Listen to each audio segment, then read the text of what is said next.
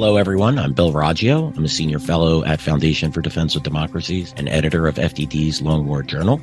This is Generation Jihad, the podcast that covers all things in what used to be known as the global war on terror, but we now call the Long War.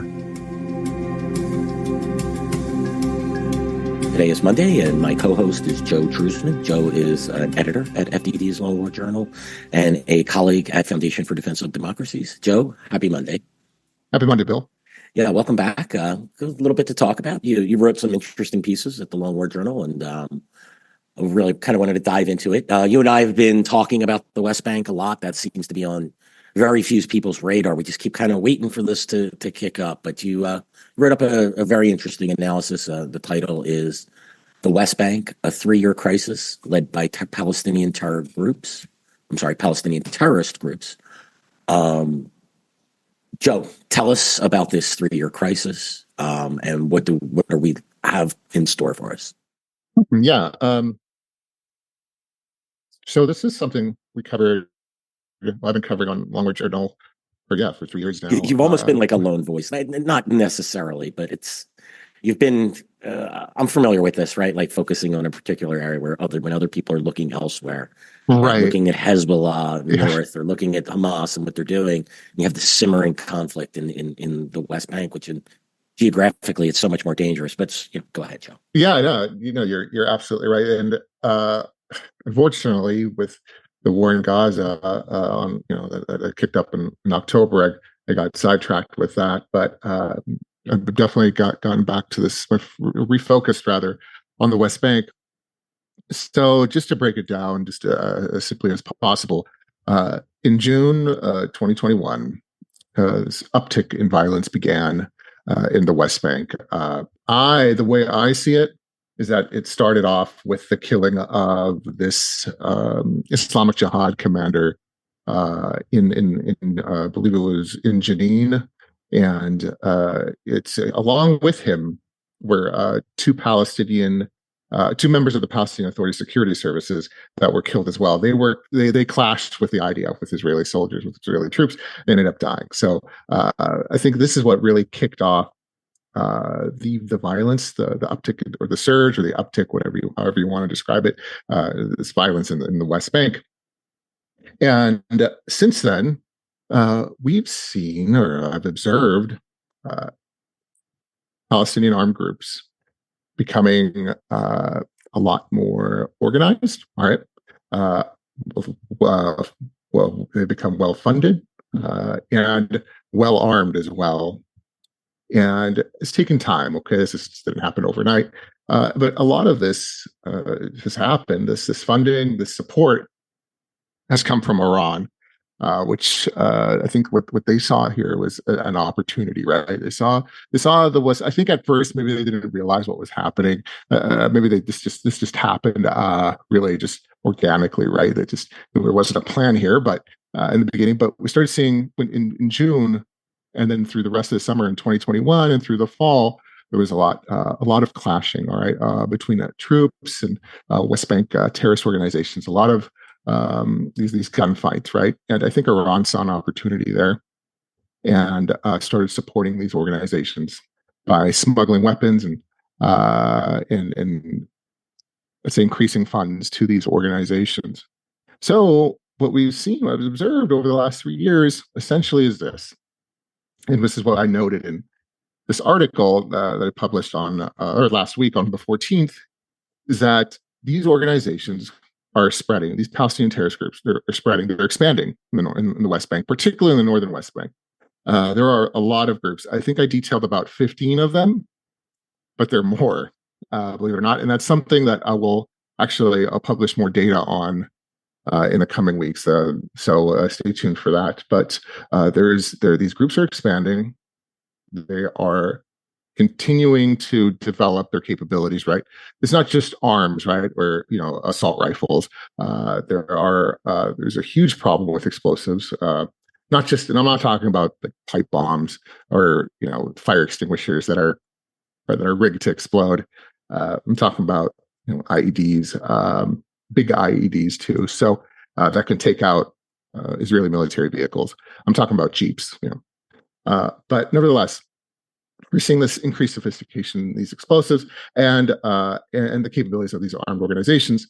And this is a problem, right? Because the Israelis, what they've been doing over these years, I mean, they haven't just been sitting around doing nothing either. They've been going into the West Bank on a near daily basis to act against these groups because the Palestinian Authority, I mean, at first, they didn't. First year or two, they didn't really do much.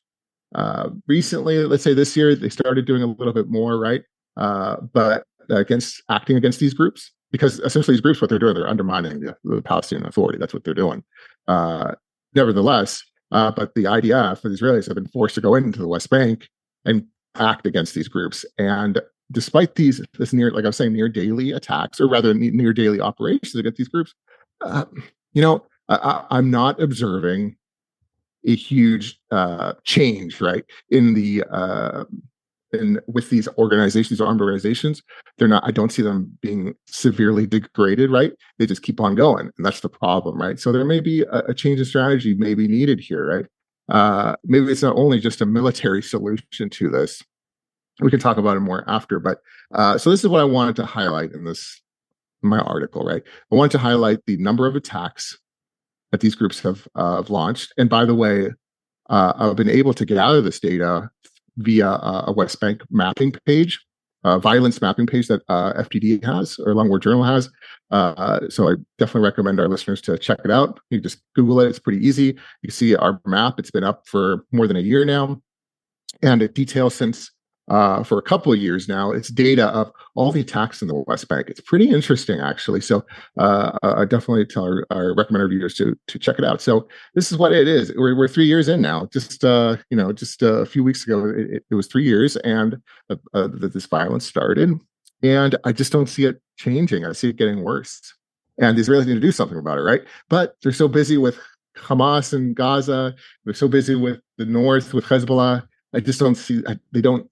They're stretched thin, Bill. That's the problem, right? Interdicting the Iranian supply lines through Lebanon, that too, and Syria, and Iraq, and this has been kind of an increased. Something that's been bothering me of late is just how that noose is tightening around the Israelis, where this problem, which you're describing, really should be almost at the top of the Israeli problem set but it's been pushed down, and in some ways it's given that chance to expand.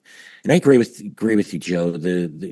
Right now, I mean, the Israelis are in the West Bank are doing what is often described as mowing the grass in this field, right? Counterterrorism operations targeted based on intelligence, targeting individuals who are known to be plotting attacks or running weapons storage sites or manufacturing weapons or part of the smuggling networks. They're replaced easily, right, Joe? Yeah, they it seems to be. And something and I mentioned it before, and it's something I'm still researching and looking into.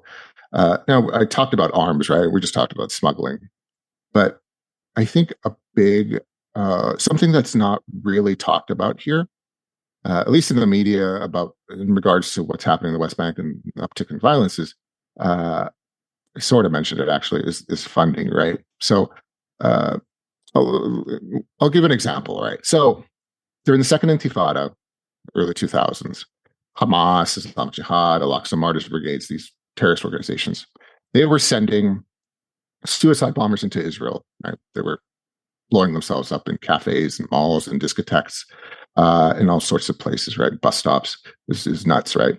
And the Israelis had a very difficult time figuring out, how do we stop this, right?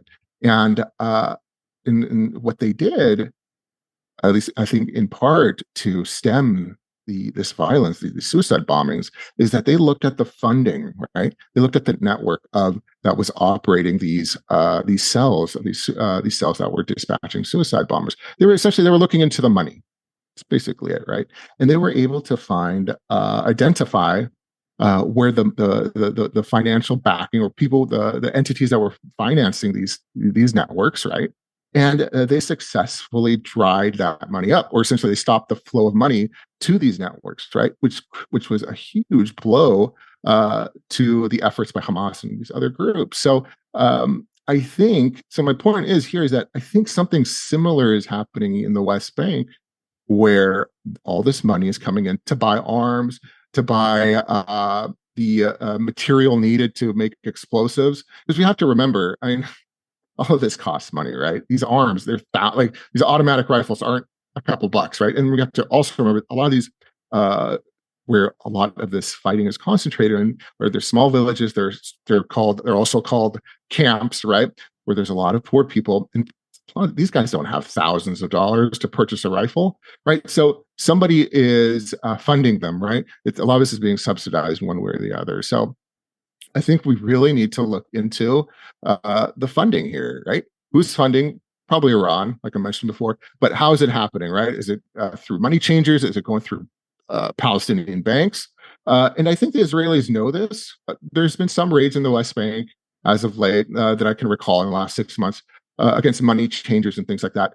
These are the areas where a lot of these illicit financing happens, right? So I think there's something there to it. So it's not just a military operation per se to try to get rid of this, but at the end of the day, at least right now that I've observed, it's not changing the status quo in the West Bank. These groups are still operating, right? They're still expanding. They're growing more sophisticated.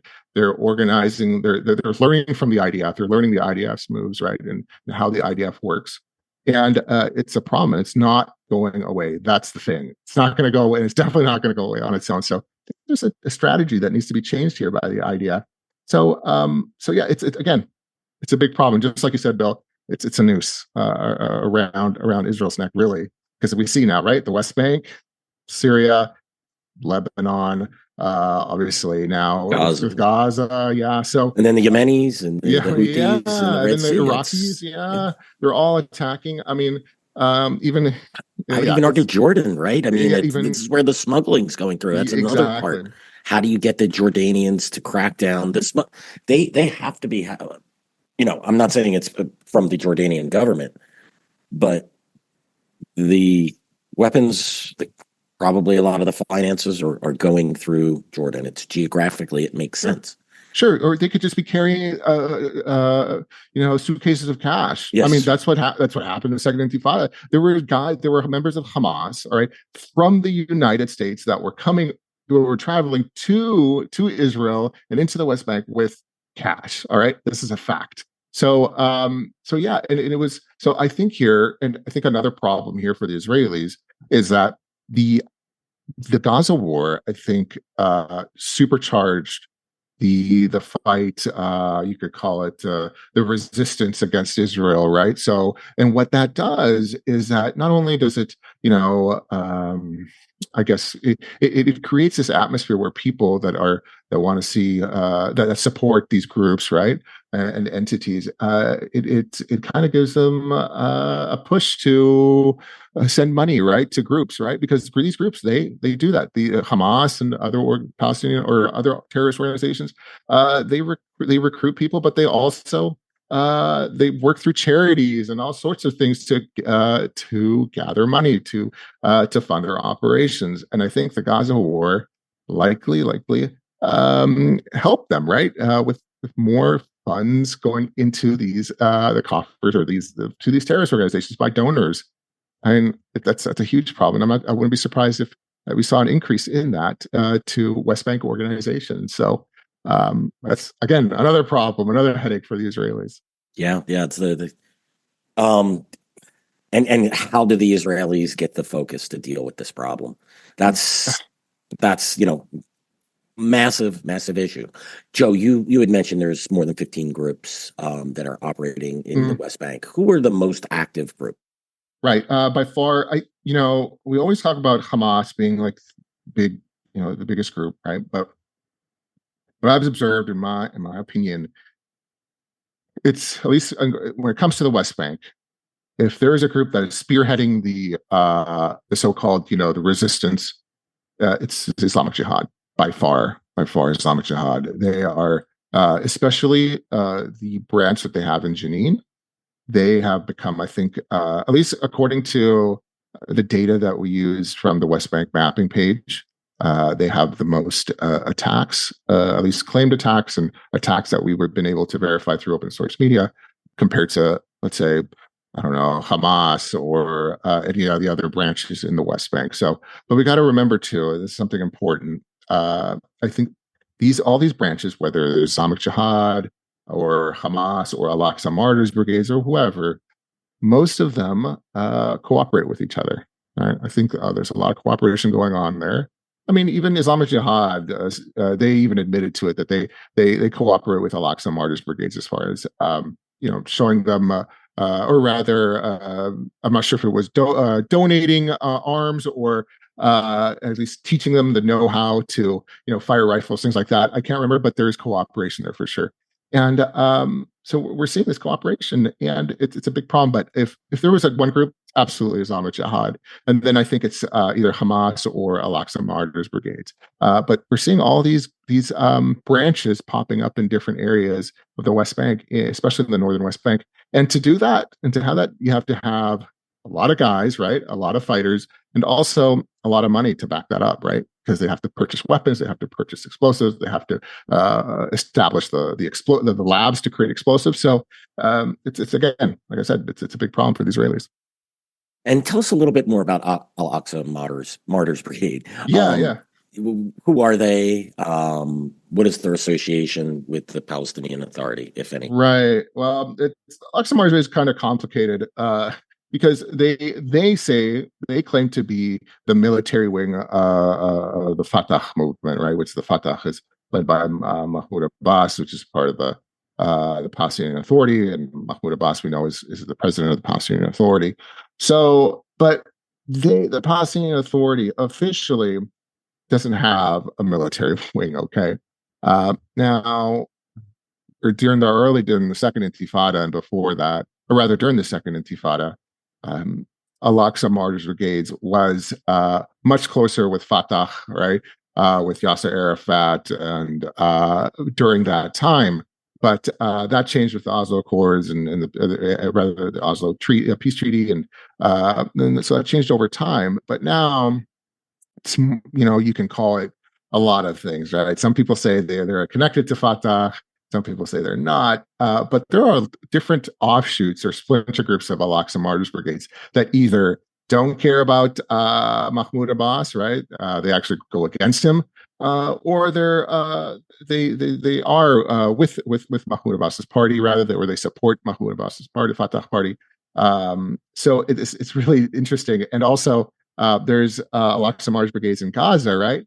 Which Hamas has allowed to operate there with arms and everything. They have rockets, they have an arsenal. But the caveat is that that group, that specific Al-Aqsa Martyrs Brigades in Gaza, they have no allegiance to Mahmoud Abbas. Okay, so that's the important caveat there. So that's why Hamas lets them operate there. So yeah, again, Al-Aqsa Martyrs Brigade can be very it's a complicated issue, but yeah, there's a lot of them, right? There's a lot of these offshoots in the West Bank. And again, some of them are close to Mahmoud, or rather, say they are close to Mahmoud Abbas or the military wing of the Fatah party, and others don't have anything to do with don't want to have anything to do with Mahmoud Abbas. So it's tough to track sometimes. I hate when they make it complicated for us. I know, right? Can we just have some easy lines so I could track them? Like one of my biggest complaints, and maybe it's a first world terrorism analyst problem. Right. The split between the Islamic State and Al Qaeda. I'm like, it used to be so simple, guys. Now we have this. Couldn't you just keep it together so I can more easily do my job, not track two leadership anyway. Yeah. No, complain, right? No, but I completely agree. In Gaza, you give me a critic. You've given me this idea where it reminded me about something. So in Gaza, there's two groups with the exact same name, right? That were at one point together but split off. They changed. One of them changed their logos, right? Their emblem, whatever, their flag, so you can tell them apart. But yeah, they kept the same name. Both groups still revere the same leader that originally created them, or that when they were first one group. It's so complicated. I'm like, come on, guys, why do you do this? It's because you see the statements by so and so. You're like, oh, it's this group. No, it's the other one. it's just Thanks it's for just adding another layer of yeah, fact checking on me when it I know, just right? yeah. But yeah, Well, I understand your pain. so Joe earlier mentioned Mhm. Islamic Jihad's Kataib Janine. Mhm. Um, late last week, Israeli forces killed two leaders of this group. Tell us Yeah, about them. What's the importance of this strike? right. So it just goes on to show what I was just trying to highlight here is these groups, despite Israel's again near daily counterterrorism operations, especially in the northern West Bank where most of these groups are based, that they just keep popping up. Right, they kill these two senior leaders, Mohammed Shalabi and Mohammed Fayyad, and they were the so-called members of this so-called military council, whatever that really means. I think that's just honestly, I think they're just trying to exaggerate their roles, really. This isn't Gaza, right, where there's like a real structure and organization. But don't get me wrong, these guys are organized, but it's nothing like Gaza, at least not yet. Slowly turning into Gaza, but that's another story.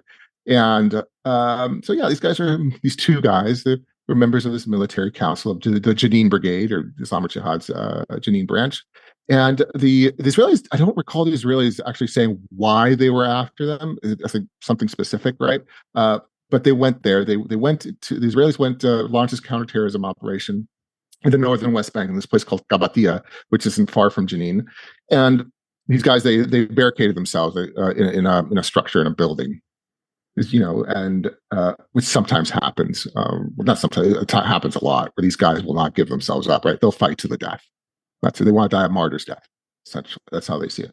So they fought the Israelis. They lost. Right, these guys fought. They died. A third Palestinian died. I can't recall if he was connected in any way with armed groups, but these two guys died. Israelis killed them. That's it. But I think more than anything here, again, we just trying to highlight how these over the last 3 years, these groups they have been proliferating in the West Bank. Right? It's not just. It used to be just Jenin. Everybody remembered, Jenin, especially during the Second Intifada, or in that around that time, and obviously the Israeli operation in Jenin during that in the early 2000s. And obviously the one that happened a couple or last July. But these groups, yeah, it's not just Jenin anymore. It's not just Nablus. It's villages like Shaba'ad or some cities like Gabatia, Tulkarm, Tubas. There's Jericho, which is not in the northern West Bank. And then there's other smaller ones as well. And these cities, these villages, not they don't just have one group, right? Some of them have multiple groups that operate in there, right? So it's not just Islamic Jihad or Hamas and the Al-Aqsa Martyrs Brigades. Heck, some of these cities even have Gaza-based groups that have established cells in these areas. So yeah, it's these groups are proliferating, right? But so anyway, so this counterterror operation, right, or rather, my article I just wanted to highlight these two individuals, right, that even despite Israeli operations against previous commanders in the area or that belong to Islamic Jihad's Jenin branch, that they keep popping up, they keep resurging, right? They just keep getting replaced. So, and then of course, I wanted to highlight the fact that the proliferation of armed groups in the northern West Bank. Yeah, absolutely. That's it's a point you and I have been making, right? Something, the status quo, the mowing the Mm-hmm. grass. Mm-hmm. This isn't sustainable over Mm-hmm. time. No. You also wrote last week that the the Islamic Jihad Syrian branch Yes. in Lebanon is taking some losses. Tell us more about that. Yeah, so we've talked about this before some months ago. I wrote about it on Long War Journal, but so there's the presence of foreign fighters in Lebanon is quite interesting. And before the war, we knew that there were groups operating, non-Lebanese groups operating in Lebanon, right? And what I mean by that is obviously we have Hezbollah in Lebanon, Amal movement, but I never really looked into detail, really, especially in Lebanon, about other groups, right? So what's been happening in Lebanon over the course of the last 8 months now is that there are fighters belonging to Hamas, let's say the Palestinian groups, right? We know Palestinians operate in Gaza, in southern Lebanon, but some of these fighters are Syrians, right? Some of these fighters are from Turkey, right? And on one occasion, there was a completely different group. I think the Imam Hussein Brigade, which was established by the IRGC in Syria. Their fighters were killed, at least according to the IDF, in an airstrike in southern Lebanon, which was a few months ago. So what I was trying to highlight here is that two things uh, that there are foreign fighters continue to flow or at least operate in southern Lebanon, fighting against Israel, which is being allowed, of course, by Hezbollah. I mean, that's a no-brainer. And also that these losses, that Islamic Jihad, I think, is from the data that I've seen or I've observed, Islamic Jihad is at least taking at least the most casualties as far as as far as non-Lebanese fighting groups, right? So yeah, I think I noted 18 that have been killed so far, at least that they've said that the Islamic Jihad has acknowledged. So that's a lot. I mean, it's not a ton, right? But still, it's a lot for these smaller groups. So that are they're in Lebanon, and so yeah, so I highlighted that, and I think I think we'll probably see more, right? As long as this war continues in northern Israel and southern Lebanon, we're going to see more of these type of events, unfortunately, and really, there's a lot of talk now about this war with Hezbollah expanding, right? I just things are getting really bad up there. Yeah, that I just saw a report. I don't know if this was accurate, but it sounded right. It's the Israelis called up six reservist brigades, and we're actually starting to rest some of its forces involved in Gaza in preparation for potential uptick in fighting in Yeah, I'm northern not sure about north. that one. I haven't seen it. No, I'm not saying it's not true. I just haven't seen it. But I think if there was a scenario where the Israelis had to get involved in a war with Hezbollah, I think this right now would be one of the worst times for them to do it. In the sense that since they're so heavily involved in Gaza, right? So because their forces are stretched thin, they have the West Bank to deal with, they have all sorts of issues. So this is not a good time for Israel to be the IDF rather to launch a war with Hezbollah, but they may have no choice. But my issue is more than anything, what I think about is this: well, okay, so what are they going to accomplish here? I mean, they're not going to get rid of Hezbollah, right? Um, are they going to? Well, what's the point here? So, and I think there's a lot of pressure on Israel, especially from the United States, not to launch a war. But Israel has been quite patient, right? 8 months of this already. It's just I getting worse. yeah, the patience involved here. Now, look, I would argue though, and I'm with you, Joe. We've made this point Yeah. numerous times on this podcast and elsewhere that the strategy, the Israeli strategy, I just fail to Mm. see it. Right. It's almost like they're delaying the inevitable here, and this might be the worst time to go to war with Hezbollah, except all of the other times.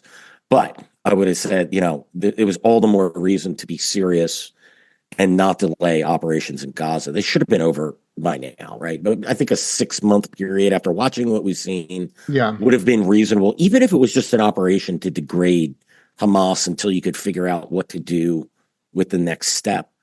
They should, putting off the Rafah operation for as long as it was put off. I mean, Right. we get closing off the Philadelphia corridor. All of this should have been done at the very outset of the operation, and that would have freed up Israeli forces, both time, energy, and resources to deal with Hezbollah in the north, or God forbid, an explosion of violence in the West Bank. Yeah. I mean, I'll just say what's been reported. I think this General Gadi Eisenkot said, or former general, but I think he was part of Israel's war council. That Bibi Netanyahu, Prime Minister of Israel, he delayed the Rafah operation by several months due to political reasons. I mean, that can mean a million things, right? Yeah. So, Well, I mean, they were hopeful to negotiate a release for the hostages, pressure by the well, U.S., international community. Those are all uh, political reasons. but he was saying it like it was a mistake. That's my point. Yeah, That yeah. they should have, just like you're saying about it should have happened much earlier. I think so. I think it seemed to me that Rafah operation took forever to get going. And it wouldn't surprise me if it's true that it was due to because of political reasons. And again, who knows what that is. So, um, yeah, I don't know. I think the Israelis, they had lofty goals at the beginning, right? Eliminate Hamas, at least the Hamas's ability to launch attacks and govern the Gaza Strip, and obviously get all the hostages back. But I'm still not sure if they're able to at least accomplish the getting rid of at least Hamas's ability to wage attacks. I don't know. All this pressure on Israel, it's tough to say. And then things are getting worse in the north, and obviously the other fronts, Yemen and Iraq, they're increasing the pressure. By sending, launching drones, cruise missiles, and then of course in Yemen, they're attacking commercial ships and military ships too. So it's really bad, right? It's really bad, and everybody just wants Israel just okay, stop, so End we can this. Yeah, end that's this the now. pressure. Yeah. So it's just So, like yeah, Joe, and you made a great point. Can the Israelis, stop Hamas? Can they eliminate Hamas? I mean, if the Israelis can't stop Hamas from governing the Gaza Strip, then they can't stop Hamas's ability to attack them. Because with international money coming in for reconstruction and everything that's going to be, showered upon the Palestinians as some sort of, I don't even know how to describe it, um, sacrifice almost, right, from the West to forgive the West for their sin of supporting Israel. Hamas will take this. They will rebuild their military. They will rebuild their infrastructure, and it'll be a matter of time. And maybe it won't be 10/7. Maybe it won't be October 7th, but it'll be something else. And I always say this, Joe. You give them the time and space to organize and innovate, and you don't know what's coming next. The Israelis always thought the threat from Hamas was rockets and missiles and mortars and balloons filled with flammable materials yeah, until it wasn't.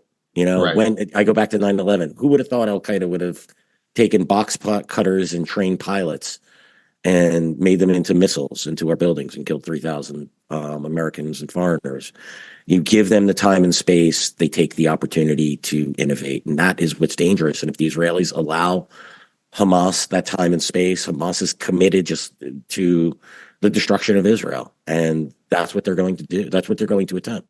Yeah, oh yeah, they'll come back for sure, and you just even worse that it's with the help of the international Yeah. community, Yeah. and that's They that's have, the big joke, you know, unfortunately. that it is, right? Like we are going to fund Hamas's next, if the Israelis don't defeat them, we are going to fund Hamas. We, the U.S. taxpayer, is going to fund the resurgence of Hamas while trying to get Israel to not conduct attacks in Gaza. It makes no Mhm. sense.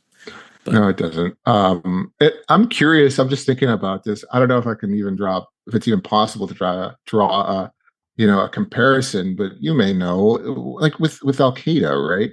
I mean, I keep hearing on and off Al Qaeda's resurging. I mean, I wonder if there's anything the Israelis can draw from the U.S.'s strategy against Al Qaeda. I know it's completely different because Al Qaeda's like so worldwide there's anyway.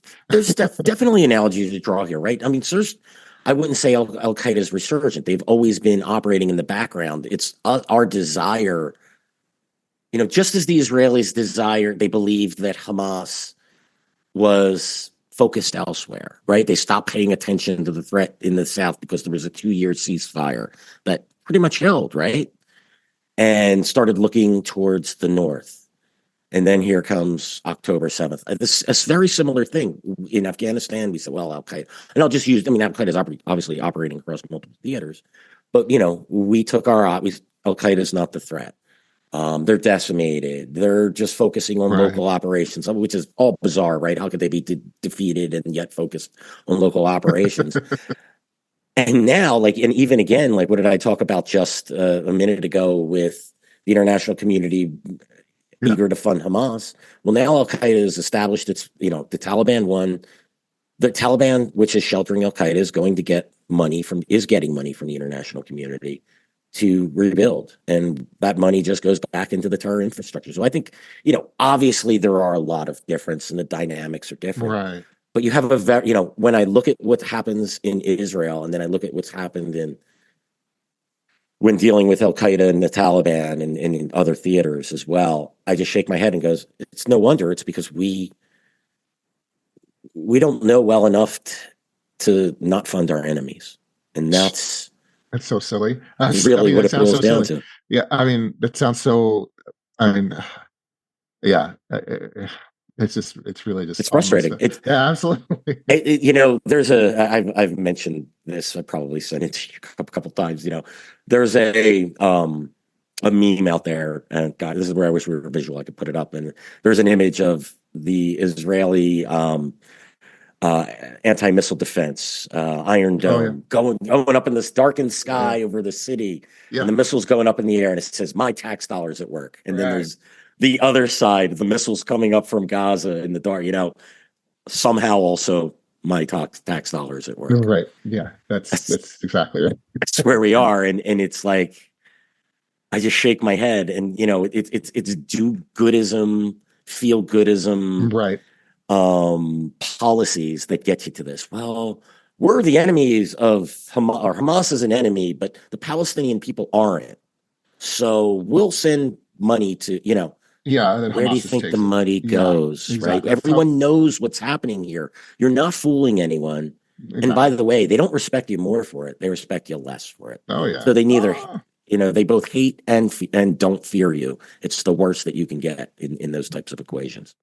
Yeah, that's how Hamas has been operating. They, like I said before, they operate through, they get their funds, at least in the beginning, maybe not as much now, but through charities and things like that, or these nonprofit organizations where money was supposed to be sent to the West Bank or Gaza, but what Hamas was doing was diverting those funds. Right, they were diverting it to their military infrastructure. So yeah, and I think there's a pretty big industry right now, especially right now, where that's happening, where people are being duped, right? These people that I just want to give to, the Palestinian children, right, in Gaza that have been affected by the war. But in fact, this money goes to other purposes, right, to support Hamas. And a lot of people aren't realizing that, but this is what happens. I strongly suspect that that's what's going on right now, actually. So, and there's a huge campaign, by the way, I've seen hundreds of thousands of dollars being raised for these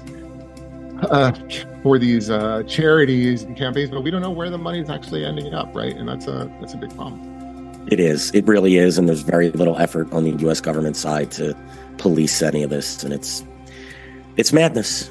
Yeah, they don't want to look bad, right? Right. And especially with all the current political climate right now. Yeah, exactly.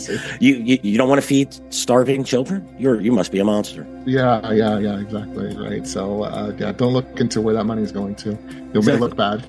Because it might actually find out that money is going to fund terrorists. Yeah. Oh yeah, absolutely. Well, Joe, thanks so much for joining us today. Thanks for your insight.